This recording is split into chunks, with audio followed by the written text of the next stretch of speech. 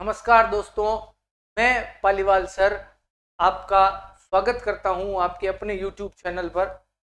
आज अपन जो है वो सेकंड ग्रेड, थर्ड ग्रेड सामाजिक, उसके बाद 10वीं क्लास, 12वीं क्लास इकोनॉमिक्स का एक बहुत ही बढ़िया चैप्टर लेकर मैं आपके लिए आया हूं। आज अपन राष्ट्रीय आय के बारे में अध्ययन करेंगे। मुख्य रूप से हाल ही में जो थर्ड ग्रेड की प्रतियोगिता परीक्षा का जो सिलेबस आया है उसमें राष्ट्रीय आय जो है वो सामाजिक विषय में जोड़ा गया है। इसके अलावा मैं बात करूं तो सेकंड ग्रेड के जो फर्स्ट पेपर जीके का पेपर है उसमें भी राष्ट्रीय आय अपने टॉपिक है। सेकंड ग्रेड सामाजिक में भी राष्ट्रीय आय बहुत महत्वपूर्ण टॉपिक है। इसके अलावा मैं बात करूं तो फर्स्ट ग्रेड में भी ये टॉपिक लगता है। इसके अलावा 10वीं और 12वीं तीनों कक्षाओं में भी राष्ट्रीय आय एक महत्वपूर्ण टॉपिक है। तो आज अपन जो है वो बिना देर किए टॉपिक शुरू करते हैं, राष्ट्रीय आय। तो मैं प्रकरण लगा देता हूं राष्ट्रीय आय। आज का अपना जो टॉपिक रहने वाला है वो है राष्ट्रीय आय। वस्तुतः राष्ट्रीय आय होती क्या है? राष्ट्रीय आय किसी देश में उत्पादित वस्तुओं और सेवाओं का जो मौद्रिक मूल्य है उसे राष्ट्रीय आय कहते हैं। या साधारण भाषा में कहूं तो एक देश में जितनी भी आय होती है, चाहे वो टैक्स के माध्यम से हो, चाहे वो लोगों के कर्म के माध्यम से हो, चाहे वो विदेशों से प्राप्त साधन हो, किसी भी साधन से जो देश को आय प्राप्त होती है वो उस देश की राष्ट्रीय आय कहलाती है। उस देश के उत्पादन से, आय से या किसी भी प्रकार से देश को जो समस्त पैसा प्राप्त होता है वो उस देश की राष्ट्रीय आय कहलाती है। ठीक है, राष्ट्रीय आय की एक्चुअल परिभाषा या अर्थ अपन क्या लगा सकते हैं वो अपन देखेंगे, लेकिन उससे पहले 3 परिभाषाओं का अध्ययन करेंगे। इन 3 परिभाषाओं में 3 व्यक्तियों की परिभाषा है। ये मार्शल, पिगू और फिशर, ये 3 विद्वान हैं। इन 3 विद्वानों की अगर अपन परिभाषा पढ़ लेते हैं तो निश्चित तौर पर हमारे लिए राष्ट्रीय आय का अर्थ समझने में आसानी होगी। हालांकि मार्शल, फिशर और पिगू, इन तीनों की परिभाषाओं में अंतर है, थोड़ा थोड़ा अंतर है। अपन इन तीनों परिभाषाओं को मिलाकर क्या परिभाषा बनती है उस पर अपना फोकस रहेगा। राष्ट्रीय आय क्या होती है वो उसके बाद अपन देखेंगे। तो पहले मैं आपके सामने मार्शल की परिभाषा प्रस्तुत करता हूं। देखिए, मार्शल क्या कहते हैं? मार्शल कहते हैं किसी देश का श्रम और पूंजी, किसी देश का श्रम और पूंजी, उसके प्राथमिक साधनों, प्राथमिक साधन यानी वे साधन जो प्रकृति पर डिपेंड होकर उत्पादन करते हैं या जो कच्चा माल प्रोवाइड कराते हैं, मोटा मोटी मैं कहूं तो वे साधन पर क्रियाशील होकर प्रतिवर्ष भौतिक तथा अभौतिक वस्तुओं एवं सेवाओं, चाहे वो दिखने वाली वस्तु हो चाहे वो न दिखने वाली वस्तु हो, जैसे सेवाएं हैं, वस्तुएं हैं, वो कहीं कुछ ऐसी वस्तुएं हो सकती है जो हमें स्पष्ट रूप से दिखाई दे, कुछ ऐसी वस्तुएं हो सकती है जो इंटरनल हो, कुछ सेवाएं हो सकती है जिन्हें अपन अभौतिक कह सकते हैं, सुख सुविधाएं हो सकती है। उन सब से जो शुद्ध योग होता है यानी उनका जो जोड़ होता है सारा, उसे उस देश की विशुद्ध राष्ट्रीय आय अथवा राष्ट्रीय लाभांश कहलाता है या राष्ट्रीय आय उसी को कहते हैं। यानी यह कहना चाहता है कि जब श्रम और पूंजी प्राथमिक उत्पादन पर, प्राथमिक उत्पादों पर जो है वो अंतिम रूप से जो भी लाभ होता है, जो भी वस्तुएं सेवाएं जो उपलब्ध होती है, उनका जो विशुद्ध योग, अंतिम जो जोड़ होता है उसे राष्ट्रीय आय कहा जाता है। यह परिभाषा कौन दे रहे हैं? यह परिभाषा दे रहे हैं मार्शल। तो मार्शल के अनुसार तो ये हो गई, ठीक है, ये प्राथमिक उत्पादों को मानकर जो है वो उत्पादन करता है और अंतिम वस्तुओं को शामिल करता है। पिगू साहब क्या कहते हैं? पिगू कहता है राष्ट्रीय आय किसी समुदाय की वस्तुनिष्ठ आय है जिसमें विदेशों में कमाई गई आय भी सम्मिलित होती है। यानी उसमें वो आय है समस्त साधनों के साथ, सारे साधनों के साथ विदेशों में जो हमारे नागरिकों द्वारा कमाई गई आय है वो भी शामिल होती है। वह भाग जिसे द्रव्य रूप में मापा जा सकता है। द्रव्य रूप का मतलब हो गया वह वस्तु या सेवा जिसका पैसों में कोई मोल हो वही राष्ट्रीय आय में शामिल किया जाता है। तो यहां यह कह रहा है कि समस्त अंतिम वस्तुएं होगी। देखिए मार्शल साहब कह रहे हैं कि समस्त अंतिम जो वस्तुएं होगी वो शामिल होंगी, और ये यहां कह रहे हैं कि उसे द्रव्य रूप में मापा जा सके। अपने पास दो चीजें आ गई है, एक देश दोनों में है, देश कॉमन है, एक देश की राष्ट्रीय आय, एक वर्ष में उत्पादित द्रव्य रूप अंतिम वस्तुएं, इतनी चार चीजें आ गई है इन दो परिभाषाओं में। तीसरी परिभाषा देखते हैं फिशर साहब के अनुसार। फिशर क्या कहते हैं, राष्ट्रीय आय अथवा राष्ट्रीय लाभांश में केवल अंतिम उपभोक्ताओं यानी अंतिम वस्तुओं को शामिल किया जाता है, केवल अंतिम वस्तुओं को ही शामिल किया जाता है। अंतिम वस्तुएं वे वस्तुएं होती है जिनको हमारे द्वारा उपभोग किया जाता है। उदाहरण के तौर पर मैं आपको बताऊं कि मान लीजिए कोई गेहूं है, अगर कोई व्यक्ति सीधा गेहूं को खाता है तो गेहूं उसके लिए अंतिम वस्तु है। यदि वो गेहूं से आटा बना लेता है और आटे का प्रयोग करता है तो आटा उसके लिए अंतिम वस्तु है, ठीक है। और यदि कोई व्यक्ति उस आटे से ब्रेड बनवा लेता है तो ब्रेड उसके लिए अंतिम वस्तु है। अब अपन जब पैसा जोड़ेंगे राष्ट्रीय आय में तो केवल ब्रेड का पैसा जोड़ेंगे, आटे और गेहूं का पैसा नहीं जोड़ेंगे, क्योंकि पूर्व में ही आटे और गेहूं का पैसा जो है वो ब्रेड में सम्मिलित है, इसलिए ब्रेड अंतिम वस्तु है। अगर आप आटा प्रयोग करें तो आटा अंतिम वस्तु है, का समावेश होता है, ये अंतिम वस्तुओं का समावेश होता है, ये ध्यान रखने योग्य बात है। इस प्रकार एक पियानो ओवरकोट जिसका निर्माण इस वर्ष हुआ है वह मेरी इस वर्ष की आय का, यहां आकर जो है वो फिशर की परिभाषा गड़बड़ा जाती है। फिशर क्या कहता है कि आप जैसे कोई स्थायी वस्तु खरीदते हैं, एक तो अस्थायी अंतिम वस्तु होती है, जैसे अपन ने ब्रेड का टुकड़ा लिया खाया वो खत्म हो गई। एक मान लीजिए अपन मोबाइल लेके आते हैं, मोबाइल एक स्थायी वस्तु है। अब मोबाइल आप लेके आए और उस मोबाइल को जो है वो आपने 1 महीने 2 महीने 2 साल 3 साल प्रयोग किया। अब मान लीजिए कोई व्यक्ति 15,000 का मोबाइल लेके आया और वो उसको 3 साल चला, तो फिशर साहब के अनुसार एक साल में उसका प्रयोग 3-3 हजार रुपए या 5-5 हजार रुपए के हिसाब से उसको काउंट किया जाना चाहिए, जो संभव नहीं है। तो फिशर की अपन एक बात ले लेते हैं, फिशर के अनुसार अंतिम वस्तुओं को समावेश करना चाहिए, ये सही है। तो अगर अपन तीनों परिभाषाओं को पढ़े तो अपन एक क्या परिभाषा बना सकते हैं वो अपन देखते हैं। देखिए तो मेरे हिसाब से इन तीनों परिभाषाओं को पढ़ने के बाद राष्ट्रीय आय की क्या परिभाषा हो सकती है, तो देखो अपन लिख लेते हैं राष्ट्रीय आय क्या हो सकती है, मैं लिख देता हूं। सिंपल भाषा में कहें तो एक देश के द्वारा एक वर्ष में, समय सीमा होगी 1 वर्ष में उत्पादित समस्त अंतिम वस्तुओं एवं सेवाओं के मौद्रिक मूल्य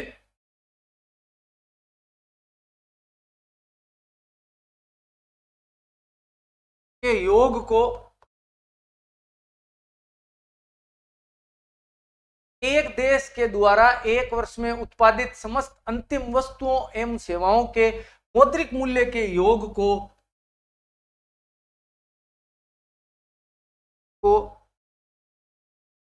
उस देश की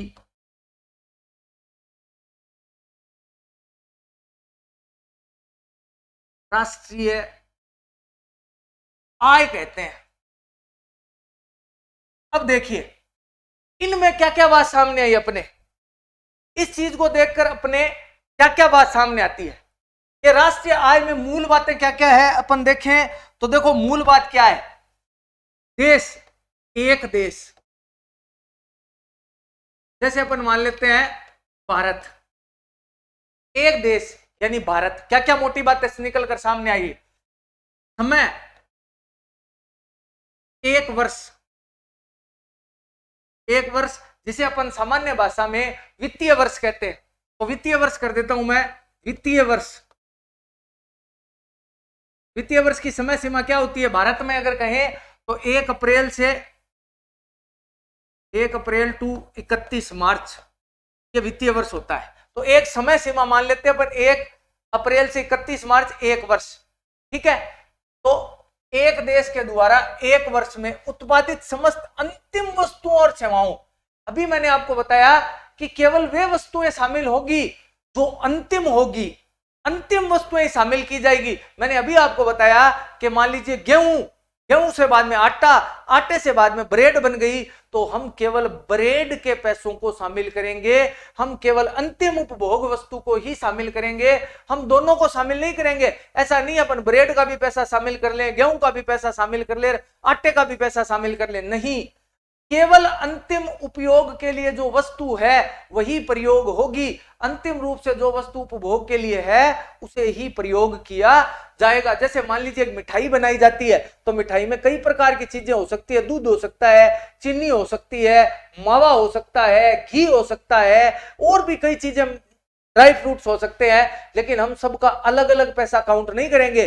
अंतिम रूप से जो मिठाई का मूल्य है उसे ही राष्ट्रीय आय में शामिल करेंगे। तो अंतिम वस्तुओं को प्रयोग किया जाएगा। मोटा मोटी कहें तो वे वस्तुएं, ये सेवाएं जो मनुष्य द्वारा उपयोग की जाती है उनका ही पैसा शामिल होगा। तो केवल अंतिम वस्तुएं शामिल होगी, अंतिम सेवाएं शामिल होंगी। उसके बाद देखो उनके मौद्रिक मूल्य का योग।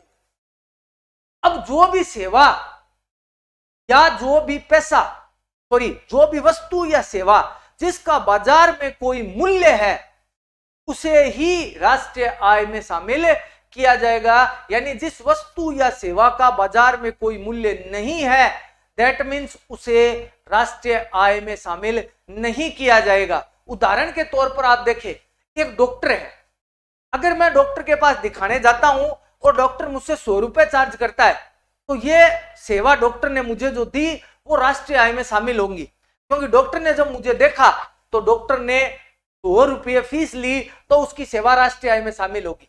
सपोज कीजिए उसी डॉक्टर के पास एक उसका पिता चला गया, उसकी मां चली गई या उसकी पत्नी चली गई, वो जैसा ट्रीटमेंट मेरा कर रहा है वैसा ही उनका ट्रीटमेंट करेगा, उनको देखेगा, पर क्या वो उनसे पैसा लेगा?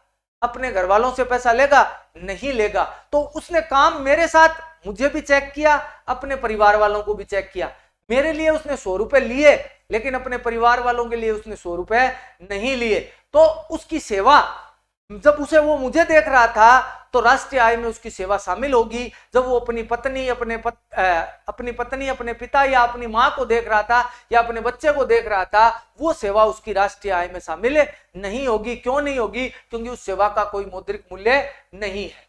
इसी प्रकार यदि वस्तु का उदाहरण ले तो एक किसान मान लीजिए खेत में 50 क्विंटल गेहूं उपजाता है, 50 क्विंटल गेहूं उपजाता है और उसे यह लगता है कि 5 क्विंटल गेहूं तो घर ही लाग जी, यानी 5 क्विंटल तो मुझे गेहूं घर में ही चाहिए। तो वो क्या करेगा कि पहले ही उस 50 क्विंटल में से 5 क्विंटल रख लेगा, 45 क्विंटल बाजार में बेच देगा, तो उन 45 क्विंटल का मूल्य जो होगा वो तो राष्ट्रीय आय में शामिल होगा, लेकिन उन 5 क्विंटल जो गेहूं है वो राष्ट्रीय आय में शामिल नहीं होंगे, क्योंकि उनका कोई मौद्रिक मूल्य बाजार में है ही नहीं। और जिस वस्तु का मौद्रिक मूल्य नहीं है वो जो है वो राष्ट्रीय आय में शामिल नहीं होता। इसी प्रकार मान लीजिए विद्यालय में या कहीं भी ऑफिस बॉय या जो पियोन होते हैं वो काम करते हैं, उनके कार्यों के बदले उन्हें जो है वो सैलरी दी जाती है, जबकि हमारे द्वारा या अन्य के द्वारा घर में जब कोई काम किया जाता है तो उसकी सेवाओं का कोई मूल्य नहीं होता। जिस प्रकार घर में महिलाएं, पत्नी घर में काम करती है, उसके बदले उसको कोई जो है वो पैसा नहीं दिया जाता, तो पत्नी जी की जो सेवाएं हैं वो मतलब राष्ट्रीय आय में शामिल नहीं होती। हालांकि पत्नी काम के बदले पैसा नहीं लेती, बाकी तो जेब में कुछ छोड़ती नहीं है। लुगाई, घरवाली से सबके मतलब इश्यू रहता है। एक छोटी सी बात बता देता हूं। एक दिन बनाया कोई पनीर को साग, फिर साग में डाल दियो नमक ज्यादा। अब मैं भाई खायो, खाने के बाद पूछो क्या है साग, मैं बोलियो कहीं मैं तो नमक ज्यादा है। अब वो दिन देख लियो और आज को दिन देख लियो, मन्ने पनीर की सब्जी मिली को नहीं है। अब थे सोचता होला कि ई बात को राष्ट्रीय आयु के लेनो देनो है, राष्ट्रीय आयु यहाँ लेनो देनो है कि मेरे घर हरी तकड़ी अर्थशास्त्री है, वह के करे जब भी मैं बिन याद दे रहा हूं कि तू एक दिन पनीर के साग में नमक ज्यादा गिर दियो, भी दिन ही वह मेरे पर कोई न कोई जुर्माना ठोक दे, कोई नयो आयकर लगा दे कि 2-3 हजार रुपया बिना देना ही पड़ा करे है। तो कई बार यह हो जाए कि बिन देना ही पड़े, वह तकड़ी अर्थशास्त्री है। अब ये कह दो क्या तो थे बन कहो ही क्या मी, तो बात यह है कि आप बाजार में जावा अपन ध्यान है कि हेलमेट नहीं लगाया पुलिस सारा चालान काट सी, फिर भी बहुत सारा लोग बिना हेलमेट के बाजार में मोटरसाइकिल लेके जावे। तो मानवीय स्वभाव है कई जावे, मेरे ही कई जावे, मैं बिन कहती हूँ मैं कई बार भी अर्थशास्त्री हूँ, कुटी जड़ हूँ, कई बार मेरा जुर्माना लाग चुका है। तो जिस चीज का मौद्रिक मूल्य है बाजार में उसी चीज को राष्ट्रीय आय में शामिल किया जाता है, जिस चीज का मौद्रिक मूल्य नहीं है उस चीज को राष्ट्रीय आय में शामिल नहीं किया जाता। जैसे पत्नी के कार्यों का कोई मूल्य नहीं है, वो जो घर में काम करते हैं उसके बदले उसे सैलरी नहीं मिलती, तो उसका मौद्रिक मूल्य नहीं है, तो वो राष्ट्रीय आय में शामिल नहीं है। हालांकि वो पीछे से चाहे कितना ही अवैध मनी ब्लैक मार्केटिंग बहुत करती है, बहुत पैसे निकाल लेती है, लेकिन ब्लैक मार्केटिंग का राष्ट्रीय आय में कोई सम्मिलित नहीं होता। तो एक बार पुनः वापस आते हैं अपनी बात पर। राष्ट्रीय आय क्या है? एक देश के द्वारा एक वर्ष में उत्पादित समस्त अंतिम वस्तुओं एवं सेवाओं के मौद्रिक मूल्य के योग को उस देश की राष्ट्रीय आय कहते हैं। तो ये ध्यान रखिए कि राष्ट्रीय आय क्या है। तो राष्ट्रीय आय में 3-4 चीजें हैं। एक देश, समय सीमा 1 वर्ष, वस्तुएं अंतिम और सेवाएं भी अंतिम, जो उपभोग के लिए रेडी है, और वे वस्तुएं और सेवाएं भी ही शामिल होगी जिनका मौद्रिक मूल्य होगा। यदि बाजार में उनका मौद्रिक मूल्य नहीं होगा तो वो चीजें भी राष्ट्रीय आय में शामिल नहीं होंगी, किसी भी सूरत में उनको राष्ट्रीय आय में शामिल नहीं किया जाएगा। एक चीज और, अंतिम वस्तुएं होगी। अब राष्ट्रीय आय में हमेशा अंतिम वस्तुओं को ही शामिल किया जाएगा। इसके अलावा एक चीज आपको और ध्यान रखनी है, मैं नोट लगा के लिख देता हूं, राष्ट्रीय आय एक प्रवाह है, स्टॉक नहीं है। यानी कि जो चीजें स्टॉक में है वो राष्ट्रीय आय में नहीं है। मोटा मोटी मौद्रिक मूल्य वाली बात है, उनका स्टॉक में पड़ी है, वो बाजार में बिकने के लिए नहीं आई। बाजार में जो चीज बिकने के लिए नहीं आती है उनका कोई मौद्रिक मूल्य होता नहीं है, और मौद्रिक मूल्य नहीं है तो वो बाजार में नहीं आई है, मौद्रिक मूल्य नहीं है तो वो राष्ट्रीय आय में शामिल भी नहीं है। तो ये राष्ट्रीय आय की एक बहुत ही सरल परिभाषा है, निश्चित तौर से आपको इसको देखना चाहिए, याद कर लेनी चाहिए, इसको परीक्षा में पूछी जा सकती है, ये बातें पूछ सकते हैं। एक बार ये प्रश्न भी आया था कि राष्ट्रीय आय की सही गणना करने के लिए निम्न में से क्या किया जाता है? तो देखिए, मध्यवर्ती वस्तुओं का मूल्य घटा दिया जाता है। मध्यवर्ती वस्तुएं कौन सी होती है? राष्ट्रीय आय की सही गणना करने के लिए मध्यवर्ती वस्तुओं का मूल्य घटा दिया जाता है। मध्यवर्ती वस्तुएं जैसे मैंने आपको बताया था, ये मान लीजिए गेहूं, गेहूं से आटा और आटा से ब्रेड। तो ब्रेड जो है वो अंतिम वस्तु है, अंतिम वस्तु का ही मूल्य शामिल होगा, गेहूं और आटे का मूल्य उसमें शामिल नहीं किया जाएगा किसी भी सूरत में। गेहूं और आटा जो है वो मध्यवर्ती वस्तु हैं, यदि इनका मूल्य शामिल कर लिया गया है तीनों का, तो मध्यवर्ती वस्तु यानी गेहूं और आटे का मूल्य घटाना पड़ेगा, तभी हमें शुद्ध राष्ट्रीय आय प्राप्त होगी। ये तो हो गई राष्ट्रीय आय की परिभाषा। अब बात करते हैं राष्ट्रीय आय की अवधारणाएं। तो राष्ट्रीय आय की अवधारणाएं,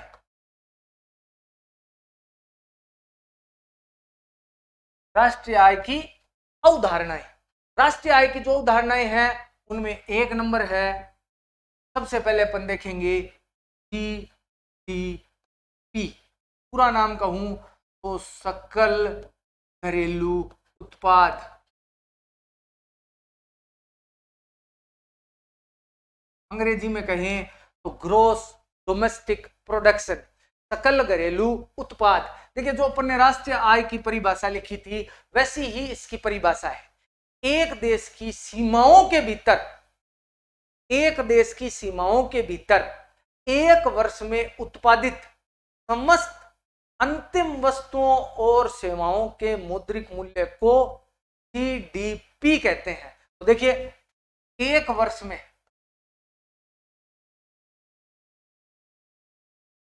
एक देश की सीमाओं के अंदर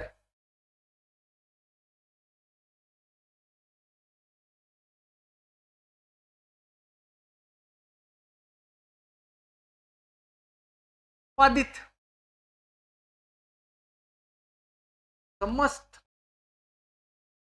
अंतिम वस्तुओं एवं सेवाओं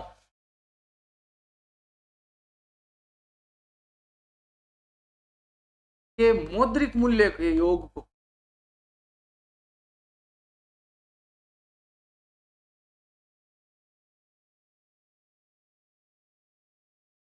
जीडीपी कहते हैं। तो एक वर्ष में एक देश की सीमाओं के भीतर यानी सीमा के अंदर जो उत्पादन होता है उसे ही जीडीपी में शामिल किया जाता है। सपोज कीजिए कि भारत में वीवो चाइना की कंपनी है, वो उत्पादन कर रही है तो वो जीडीपी में शामिल होगा। लेकिन भारत की एक कंपनी वीडियोकॉन भारत से बाहर कहीं उत्पादन कर रही है तो वो जीडीपी में शामिल नहीं होगा। यानी जीडीपी में देश की सीमाओं के अंदर की बाउंडेशन होती है। अंदर यदि विदेशी भी उत्पादन करते हैं तो वो शामिल होगा, बाहर यदि भारतीय कंपनियां भी उत्पादित करती है वो शामिल नहीं होगा। तो जीडीपी जो है वो हो गया एक देश की सीमाओं के भीतर, बाकी सेम टू सेम परिभाषा वही है। तो जीडीपी यानी सकल घरेलू उत्पाद एक देश की सीमाओं के अंदर रहकर जो भी उत्पादन किया जाता है उसे सकल घरेलू उत्पाद कहा जाता है। तो ये पहली अवधारणा है। दूसरी है एनडीपी यानी शुद्ध घरेलू उत्पाद।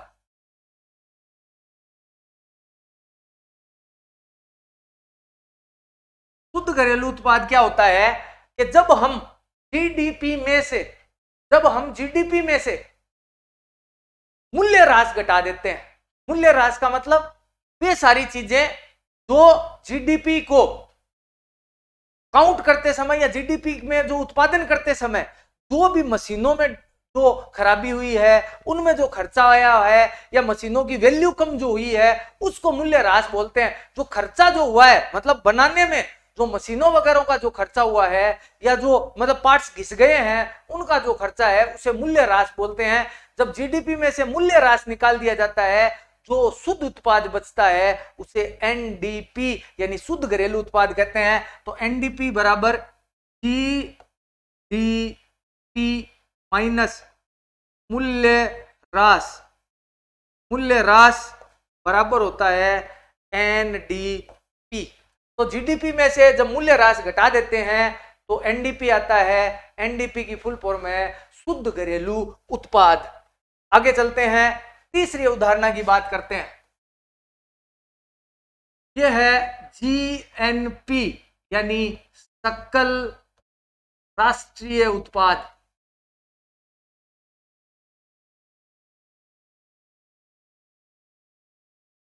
यानी सकल राष्ट्रीय उत्पाद एक देश के द्वारा, चाहे वो कंपनी घर में हो चाहे वो कंपनी बाहर हो, एक देश द्वारा जो उत्पादन किया जाता है उसको उसकी अंतिम वस्तुएं सेवाओं के मौद्रिक मूल्य के योग को सकल राष्ट्रीय उत्पाद कहा जाता है।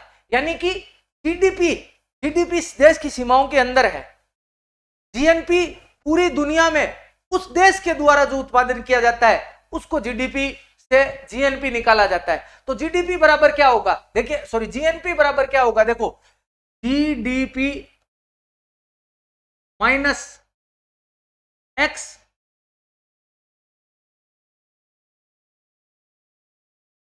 प्लस एक्स माइनस एम बराबर जीएनपी।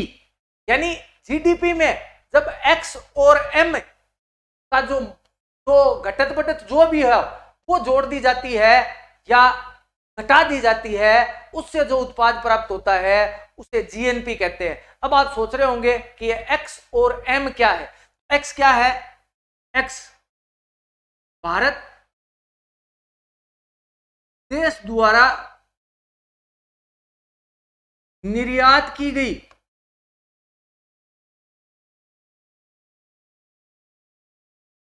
वस्तुओं व सेवाओं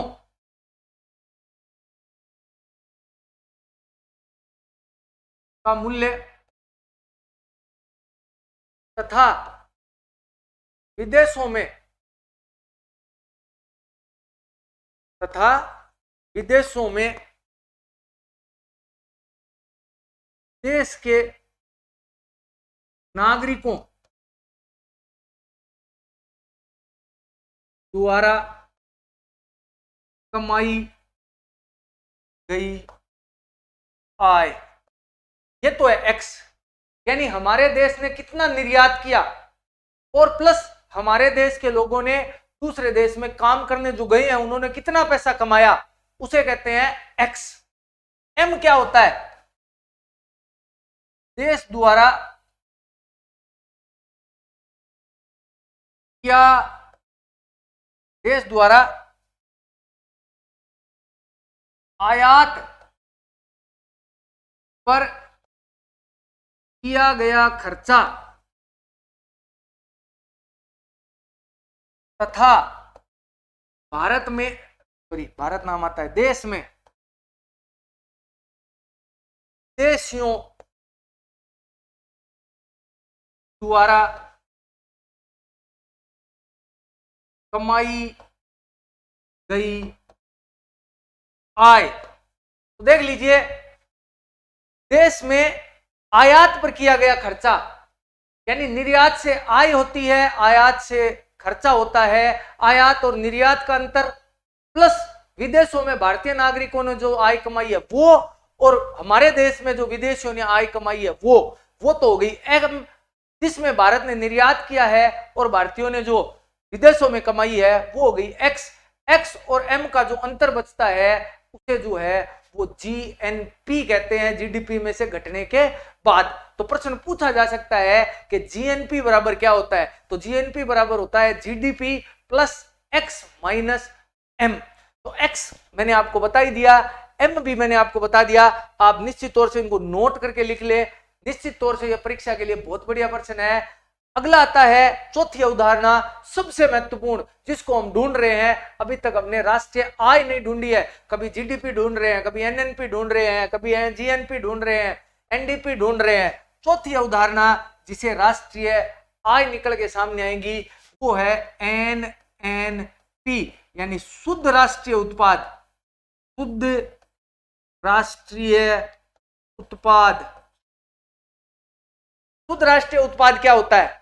शुद्ध राष्ट्रीय उत्पाद होता है कि जब हम जीएनपी में से मूल्य ह्रास निकाल देते हैं, वही है जीडीपी में से जो निकाला था वैसा ही मूल्य ह्रास निकाल देते हैं, तो बचता है एनएनपी। एनएनपी का मतलब होता है शुद्ध राष्ट्रीय उत्पाद। अब एनएनपी को या जीएनपी को या जीडीपी को दो आधारों पर जो है वो निकाला जाता है, एक बाजार मूल्य पर, दूसरा साधन लागत पर, फैक्ट्री कॉस्ट पर। यानी एक होता है जीएनपी एमसी, एक होता है जीएनपी एमसी। वैसे ही NNP FC, NNP MC. FC का मतलब फैक्ट्री कॉस्ट और एमसी का मतलब मार्केट कॉस्ट। मार्केट कॉस्ट में जब कोई चीज आती है तो उसमें अनेक प्रकार के प्रत्यक्ष अप्रत्यक्ष कर शामिल हो जाते हैं। फैक्ट्री कॉस्ट में जब होती है तो वो शुद्ध होती है एकदम, उस पर किसी प्रकार के कोई कॉस्ट उसमें शामिल नहीं होती, केवल उस पर लागत मूल्य होता है। और उसी फैक्ट्री कॉस्ट पर जब इसको निकाला जाता है तो एनएनपी को राष्ट्रीय आय कहा जाता है। तो लिख देता हूं मैं, जब एनएनपी को साधन लागत या एफसी पर निकाला जाता है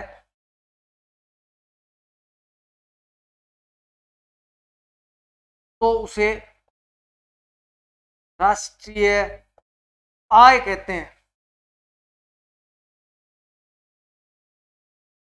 अब देखिए ये प्रश्न क्या आता है, जो प्रश्न आता है वो मैं आपको दिखाता हूं। प्रश्न ऐसे आता है, निम्न में से राष्ट्रीय आय है, निम्न में से राष्ट्रीय, ये सेकंड ग्रेड में आया था, राष्ट्रीय आय है, क्या होगा? A GNP FC, B NNP MC, C GDP FC और डी एनएनपी तो आप देखेंगे कि इनमें से कौन सी राष्ट्रीय आय है। अभी मैंने आपको बताया कि इनमें से जो राष्ट्रीय आय है वो है एनएनपी। जब साधन लागत पर निकाली जाती है तो उसे राष्ट्रीय आय कहा जाता है, यानी अपना उत्तर होगा एनएनपीएफसी। एनएनपीएफसी को जो है वो राष्ट्रीय आय कहा जाता है। लगभग सभी प्रतियोगिता परीक्षाओं में ये प्रश्न पूछा जाता है। सेकंड ग्रेड में 2-3 बार आया हुआ है, सामाजिक विषय में तो अर्थशास्त्र में ये पूछा ही जाता है। निश्चित तौर से थर्ड ग्रेड में भी ये कन्फर्म प्रश्न आएगा कि राष्ट्रीय आय निम्न में से क्या है, और यही प्रश्न होगा। गारंटी से कह सकता हूं निश्चित तौर पर यह प्रश्न आएगा। इसके अलावा एक लास्ट होती है पर्सनल इनकम, यानी कि पीआई। पीआई इसे अपन कह सकते हैं प्रति व्यक्ति आय। प्रति व्यक्ति आय क्या होती है? प्रति व्यक्ति आय है राष्ट्रीय आय बट्टा कुल जनसंख्या। कुल जनसंख्या का राष्ट्रीय आय में भाग दे दे तो प्रति व्यक्ति आय आता है। किसी भी देश की जितनी राष्ट्रीय आय है उसमें कुल जनसंख्या का भाग दे दीजिए, आपको राष्ट्रीय आय जो है वो प्राप्त हो जाएगी। तो ये राष्ट्रीय आय है। अब बात आती है कि जो राष्ट्रीय आय है उसकी कैलकुलेशन कैसे की जाती है। कैलकुलेशन करने के तरीके अलग अलग है। उत्पादन विधि है, कुल राष्ट्रीय आय विधि है, या जो है वो कुल राष्ट्रीय व्यय विधि है। अपन बात भारत के परिप्रेक्ष्य में करते हैं तो प्रश्न ये पूछा जाता है कि भारत में राष्ट्रीय आय की गणना कैसे की जाती है। तो भारत में उत्पादन व आय विधि का प्रयोग करके राष्ट्रीय आय की गणना की जाती है। तो देखिए भारत में, मैं आपको बताता हूं, भारत में उत्पादन व आय विधि का संयुक्त रूप से प्रयोग कर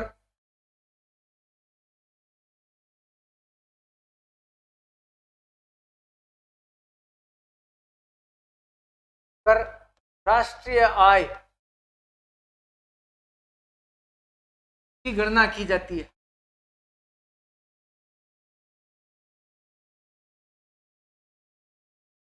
अब उत्पादन विधि का तो मतलब ये हो गया कि कितना उत्पादन होता है, जितना उत्पादन होगा उस उत्पादन को जोड़ लें और अंतिम वस्तुओं का मौद्रिक मूल्य निकाल लें, वो तो होता है उत्पादन विधि। और आय विधि का मतलब होता है कि भारत में कितनी जो है वो आय कितनी है, लोगों की आमदनी कितनी है, उसको जोड़ ले। ये दोनों काम जब कर लेंगे तो राष्ट्रीय आय को संयुक्त रूप से एक बीच का रास्ता निकाला। न सारा उत्पादन इतने बड़े देश का अंदाजा लगाया जा सकता है, ना जो है वो सभी की आय हमें पता होती है। जिसकी आय पता होती है उसकी आय से, और उत्पादन पता होता है उत्पादन से, दोनों को जोड़कर जो है वो भारत की राष्ट्रीय आय निकाली जाती है। अब बात करें कि भारत में राष्ट्रीय आय की गणना का इतिहास क्या है। भारत में सबसे पहले राष्ट्रीय आय की गणना 1868 ईस्वी में दादा भाई नारोजी ने की थी, और उन्होंने 20 रुपए वार्षिक जो है वो भारत की राष्ट्रीय आय बताई थी। तो देखो भारत में पहली बार राष्ट्रीय आय की गणना, एनआई का मतलब राष्ट्रीय आय की गणना 1868 ईस्वी में दादा भाई नारोजी ने की।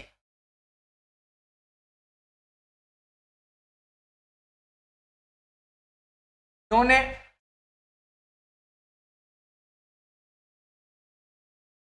इसे 20 रुपए वार्षिक बताया। 20 रुपए वार्षिक प्रति व्यक्ति।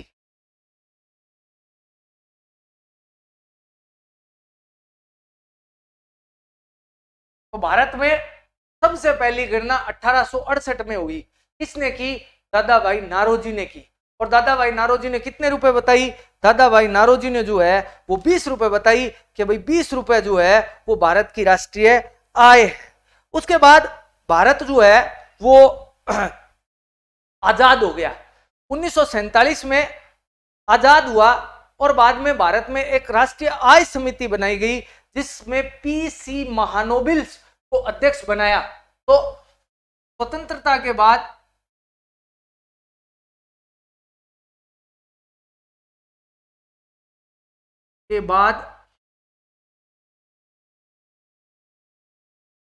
पीसी महालनोबिस समिति ने राष्ट्रीय आय की गणना की। तो पीसी महालनोबिस ने जो है वो राष्ट्रीय आय की गणना की थी। महालनोबिस है ये।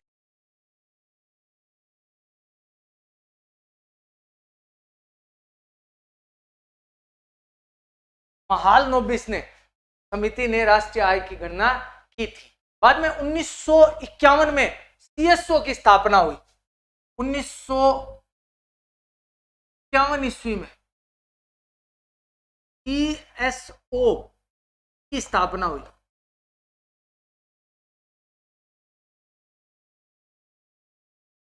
तो सीएसओ की स्थापना हुई 1951 में और 1954 से इसे काम सौंप दिया गया कि भाई ये भारत में राष्ट्रीय आय का काम करेगी। तो 1954 से राष्ट्रीय आय स्थापना हुई तथा इसने 1954 से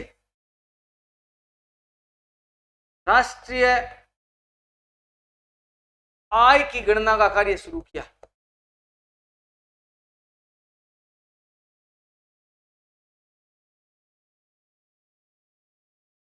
अब पूछ ले प्रश्न कि भारत में राष्ट्रीय आय की गणना कौन करता है, तो आपका उत्तर होगा सीएसओ। सीएसओ क्या है? सीएसओ की फुल फॉर्म है केंद्रीय सांख्यिकी संगठन। अंग्रेजी में कहें तो सेंट्रल स्टैटिस्टिक्स ऑर्गेनाइजेशन, केंद्रीय सांख्यिकी संगठन। भारत में राष्ट्रीय आय की गणना कौन करता है? केंद्रीय सांख्यिकी संगठन करता है। फुल फॉर्म में लिख देता हूं, केंद्रीय सांख्यिकी संगठन। भारत में राष्ट्रीय आय की गणना का काम केंद्रीय सांख्यिकी संगठन द्वारा किया जाता है। तो यह भारत में राष्ट्रीय आय है। एक प्रश्न कई बार पूछा जाता है, सीएसओ जो आय का जो पत्र जारी करता है उसे श्वेत पत्र कहा जाता है। सीएसओ द्वारा जिस पत्र पर राष्ट्रीय आय के आंकड़े जारी होते हैं, श्वेत पत्र कहा जाता है।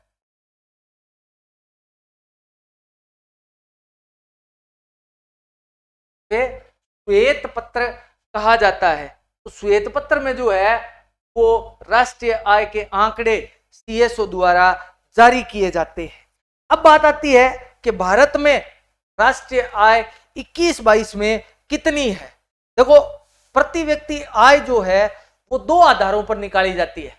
एक प्रचलित वर्ष पर, प्रचलित मतलब अब जो साल चल रहा है उस पर एक आधार बेस होता है। आधार वर्ष वो वर्ष होता है कि उस आधार पर आज के पैसे की वैल्यू उस समय कितनी होती, उस आधार पर। तो दो आधारों पर निकाली जाती है भारत में राष्ट्रीय आय जो है वो प्रति व्यक्ति आय दो आधारों पर निकाली जाती है। भारत में जो आधार वर्ष है वो 2011-12 है।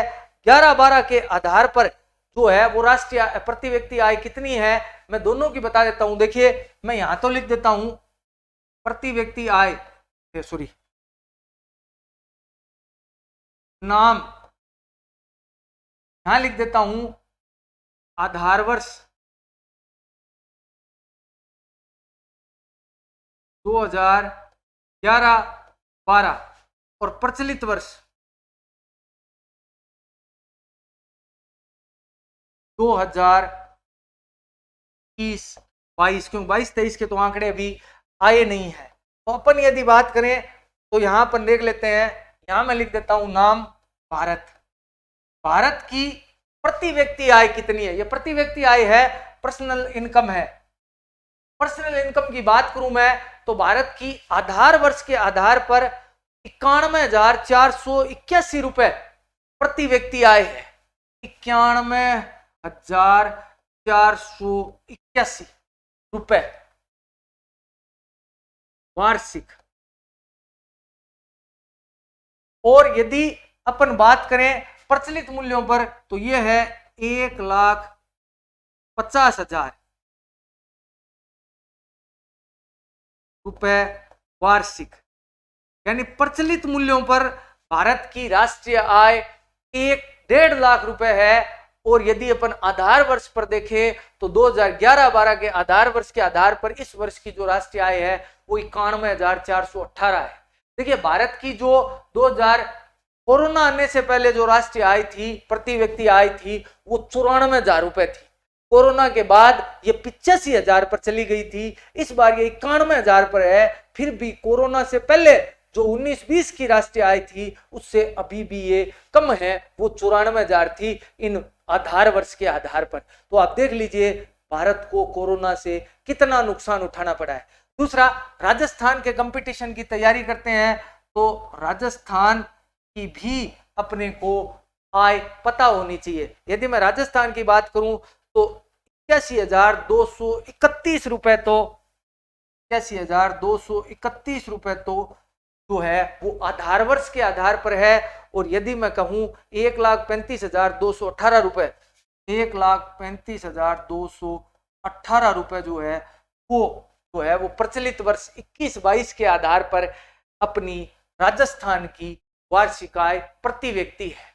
तो आप देखिए कि राष्ट्रीय आय क्या है, इसकी क्या क्या अवधारणाएं हैं, किस प्रकार इनमें से प्रश्न बनते हैं, सर्वप्रथम किसने जो है वो राष्ट्रीय आय की गणना की थी, सारा मैंने आपको बताया। आसानी से आप राष्ट्रीय आय का टॉपिक क्लियर कर सकते हैं। सभी प्रतियोगिता परीक्षाओं में पूछा जाता है, करंट के भी प्रश्न इससे बनते हैं। और ये प्रश्न भारत में राष्ट्रीय आय की गणना कौन करता है, ये प्रश्न भी बहुत बार परीक्षा में पूछा जाता है, सीएसओ करता है। आप ज्यादा से ज्यादा चैनल को लाइक करें, फॉलो करें, सब्सक्राइब करें। धन्यवाद।